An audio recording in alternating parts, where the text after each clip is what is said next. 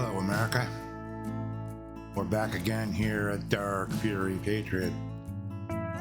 And we've been away for a little bit, but this is a special broadcast on this Labor Day of September 1, 2025. And I wanted to speak to you all about the messaging, the narrative of the Democratic Party and the liberal establishment. They're all a bunch of liars. And their latest bag of tricks is they're saying that Donald Trump has the lowest poll numbers ever. Not doing a good job, people don't approve. And it's just, it's like a mirage. You know, the same thing that they've been trying to do, trying to become relevant once again, to the point where their egos are driven into the sky. I mean, they're just trying to become relevant, and they're arrogant, and they're ignorant, and this is the latest thing that they're trying to do. Oh, he's not doing a good job. No, logically, let's take a look at this for a moment. You had Donald Trump, who won in November. All right, if you take a look on the internet about the map that once was, the election map, Donald John Trump had more red on that map than Verizon, AT&T, and T-Mobile combined. All right? And now, mysteriously, on September 1, and even a few weeks back, they've been floating this idea for a while that his poll numbers are in the tank. Why would that be? Logically, think about it. He's bringing money from foreign countries with tariffs. Prior to Trump, people in other countries used to make things and ship them over here to America and not pay 10 cents for any tariff.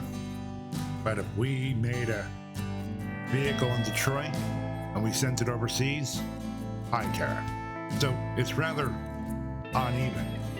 All right, now it's even, you know, and as a result, this country is profiting because of tariffs, because of a lot of things, because things are made here in the U.S. when they weren't before. The reason why companies went overseas is less regulation, it's cheaper, you know, much cheaper when you hire, you know, a 5-year-old, you know. But anyway, all kinds of money is being poured into their country. We have abundant amounts of energy. We're even selling energy to the Europeans at the tune of $600 million deal. Okay? So, that, the tariffs, making America great again by making things here in America again, it's all positive. So, what would be the reasoning why his poll numbers were not doing well? Well, it's a Democratic narrative that they're trying to convince you, the American public, because they want to become relevant again. You see, they got throat punched. Okay?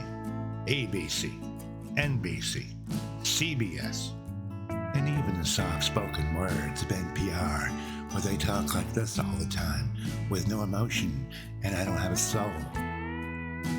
Nobody talks like that.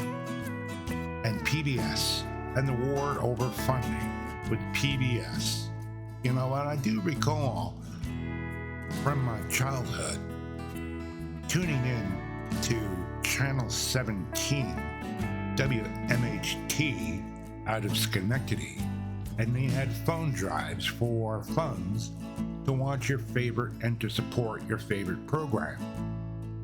Now, only under the Democratic initiative, money was given from the federal government to support public broadcasting with PBS and NPR radio. Yeah, well, when you say things negatively, and you go out of your way to say things negatively and that are really nasty against a guy who is funding you, who has access to the people to say, hey, let's fund these people, and you piss him off, guess what's going to happen? You're going to lose your funding. And they did. And rightfully so. But these people on the left, they just won't stop. They got throat punched hard, you know, because they didn't want Trump. You know, you had a guy in New York City. I call him Alvin Cheeseburger Bragg because he looks like he had far too many cheeseburgers. All right? True story.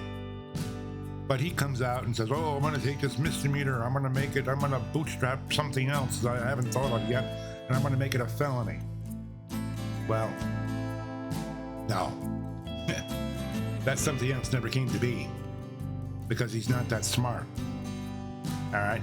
He got put into places like a lot of these Democratic, people. They're all bad news. The case in Georgia, Fannie Wells got removed off the case. All right? She was biased. All right? A lot of things happened there. A lot of incorrect professional behavior, you could say. All right. Florida, Judge Cannon said to the prosecutor in Washington, D.C., I don't agree with you. You're overreaching. You know what? You're overruled. Biden administration, the Justice Department of the Biden administration went into Mar-a-Lago with deadly force over paperwork that the president had total authorization to keep, and that came out in the Supreme Court as well, presidential immunity and all that. So again, they're saying that his poll numbers are weak and the weakest they've ever been, and he's not doing a good job. But think of it, I see through what they're doing. I see how relevant they were, how wrong they have become, how they got throat punched in November, and they're trying to be relevant again. All right? They're trying to win back their popularity with the American public. But if you take a look at recent history, it doesn't add up, does it? You know, the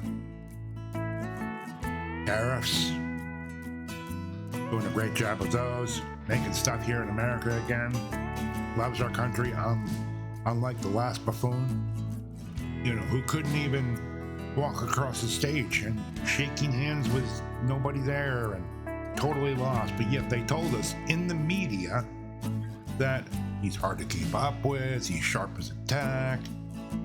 When things were broadcasted on YouTube or on other social media, oh, you're making deep fakes of the guy. You're picking on him. No, we weren't picking on him. Those actually happened. All right? And they're recorded as such. Kamala Harris, laughing, clown, disgusting Kamala Harris. Can you imagine, just for a moment, if she actually won? All these great things that are happening now would not have occurred. All right, it would be a continuation of the Biden administration. Maybe 10 more million people on top of the 20 million that got let into this country. I mean, it would just be going, downhill. We'd be going down further into that spiral with more, mask wearing and walking one way down a supermarket aisle and wearing paper masks that protect no one. I mean, think of it. I mean, if you're wearing a paper mask and you're sitting there at the gas station, you're pumping gas, you're wearing a mask, you can still smell the gasoline, but it's going to protect you from COVID-19. It's not even logical.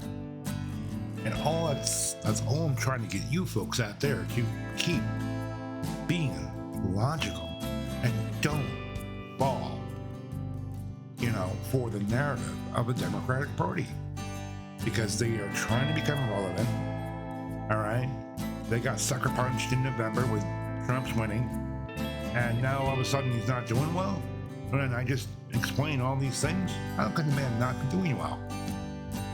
So anyway, there's that, and I appreciate you all watching, really do. And as always, we'll actually see you in the next one. Thanks for watching.